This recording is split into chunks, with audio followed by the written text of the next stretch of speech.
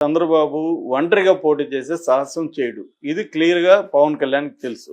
అయితే గవర్నమెంట్‌లో ఏం జరుగుతుందంటే అసలు ఎలక్షన్‌లకు ముందే తెలుగుదేశానికి సంబంధించిన ఎమ్మెల్యే టికెట్లు ఇవన్నీ కూడా లోకేషే ప్రధానంగా తను ఎవరెవరికి ఇవ్వాలి ఏంటనేది ఇచ్చాడనేది అందరికీ తెలిసిన విషయమే.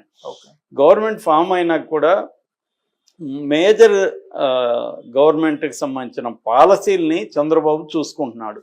అంటే ఏ పాలసీ ఎలా ఉండాలి, ఎకనామిక్ పాలసీ కావచ్చు, అగ్రికల్చర్ పాలసీ, ఇవన్నీ డిజైన్ చేయడం, ఇవన్నీ చంద్రబాబు ప్రధానంగా చూస్తున్నాడు. కానీ దాని ఎగ్జిక్యూషన్స్ ఏవైతే ఉన్నాయో ఆ ఎగ్జిక్యూషన్ మొత్తం లోకేష్ చూస్తున్నాడు.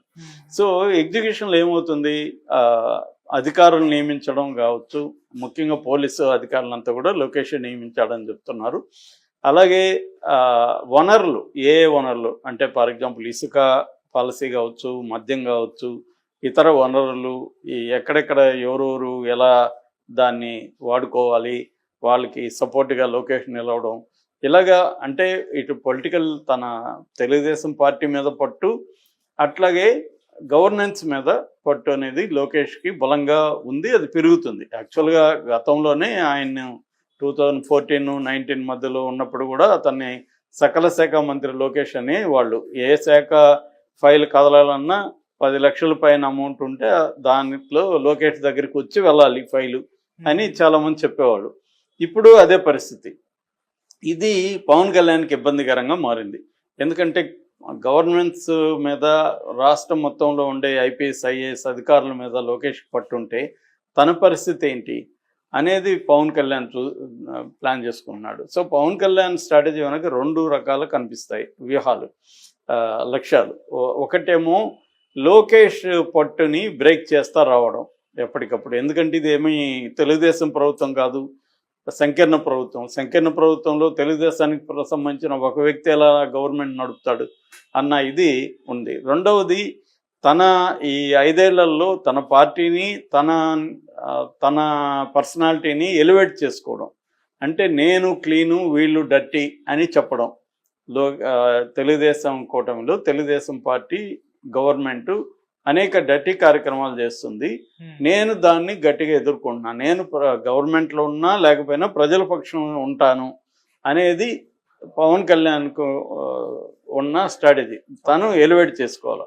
ఈ క్రమంలో ఖచ్చితంగా కాన్ఫ్లిక్ట్ ఆఫ్ ఇంట్రెస్ట్ అంటారు.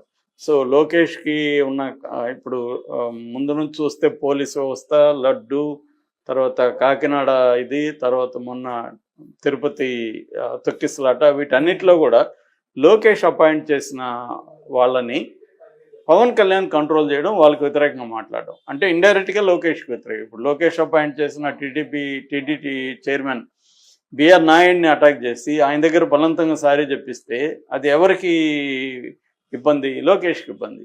అట్లా కాకినాడ పోర్టుకు సంబంధించిన బియ్యం కుంభకోణాన్ని అంతా బయటపెట్టి, బియ్యం కుంభకోణంలో ప్రధానంగా తెలుగుదేశం ఎమ్మెల్యేలు ఉంటారు, కొన్ని చోట్ల జనసేన ఎమ్మెల్యేలు కూడా ఉన్నారు. వాళ్ళకి మద్దతుగా నిలబడుతున్నది ఎవరు? లోకేష్.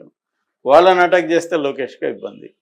సో ఇలాగా ఏంటంటే ప్రతి చోట కూడా పవన్ కళ్యాణ్ ఏం చేస్తున్నాడు స్ట్రాటజిక్గా, ఇంకొక 20-25 ఏళ్ళు చంద్రబాబు సీఎం ఉండాలంటే అర్థమేమి? లోకేష్ ఉండకూడదనే కదా.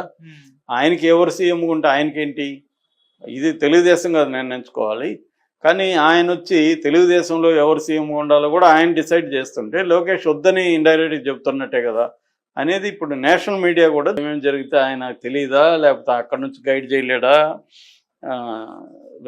ఒక వ్యవస్థ అయితే ఉంటుంది కదా, ఇక్కడ సిఎస్ ఉంటారు, ప్రిన్సిపల్ సెక్రటరీస్ ఉంటారు, ఆయా మంత్రిత్వ శాఖలకు సంబంధించి ఇటు లోకేష్ గైడ్ చేయగలడు, చంద్రబాబు గైడ్ చేయగలడు. కాబట్టి వీళ్ళేందు అత్యుత్సాహంతో జనసేనకు సంబంధించిన టీవీ ఛానళ్ళు ఈ టైటిల్ పెట్టింది. అంటే ఇక్కడ ఏం జరుగుతుందంటే దీనికి నేపథ్యం ఏంటంటే గత కొంతకాలంగా లోకేష్కి పవన్ కళ్యాణ్కి మధ్య ఒక కోల్డ్ వార్ నడుస్తుంది అన్న వార్త వైరల్ అవుతుంది. ఈ వార్తను ఫస్ట్ వైరల్ చేస్తుండేది వైసీపీ వాళ్ళు. ఎందుకంటే వైసీపీ వాళ్ళు ముందు నుంచి కూడా ఎలక్షన్ ముందు కూడా జనసేనకి తెలుగుదేశానికి మధ్య గొడవ పెట్టాలని శాయశక్తులు ట్రై చేశారు, ఫెయిల్ అయ్యారు. దాని తర్వాత ఇప్పుడు కూడా ఈ 5 ఏళ్లలో పవన్ కళ్యాణ్ని కూటమి నుంచి బయటికి తీసుకురావాలనేది వాళ్ళ కర్తవ్యం. ఎందుకంటే